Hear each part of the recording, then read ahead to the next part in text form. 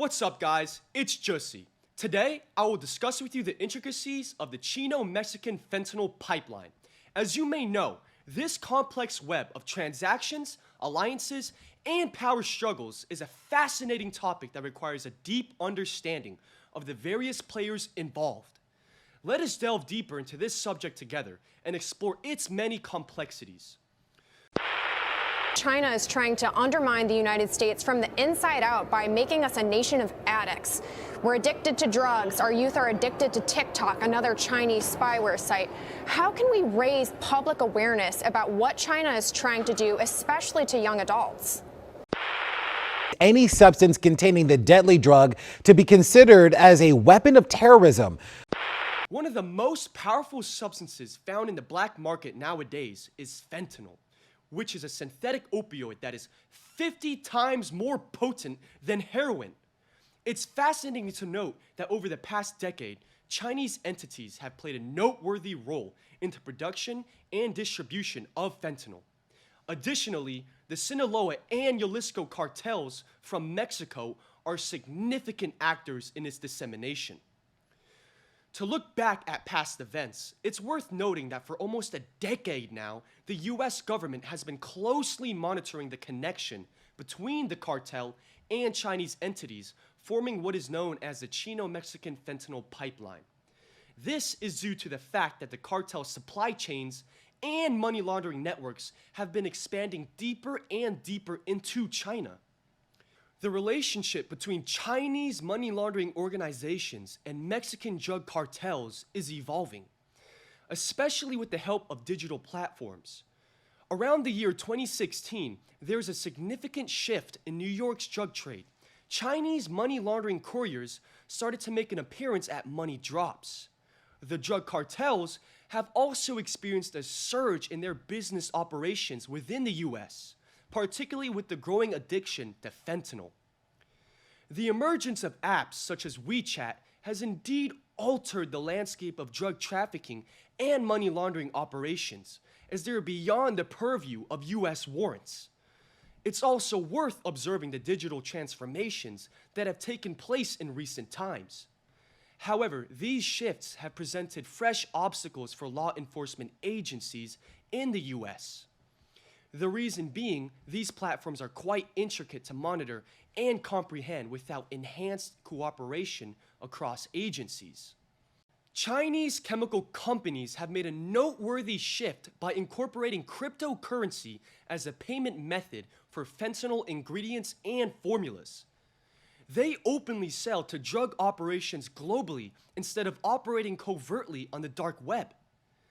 Elliptic and Chainalysis, two firms specializing in cryptocurrency transaction and wallet address tracking, have recently revealed a significant yet under-discussed role of cryptocurrency in the international fentanyl trade. Their research indicates that over 90 Chinese chemical companies were identified selling fentanyl precursor chemicals openly on the internet. Remarkably, 90% of these companies accept cryptocurrencies like Bitcoin and Tether as payment. The researchers utilized blockchain analysis to monitor and trace the network of cryptocurrency addresses provided by these companies for business transactions. The estimates indicate that these addresses have processed between $27 million to $37.8 million over the past 5 years.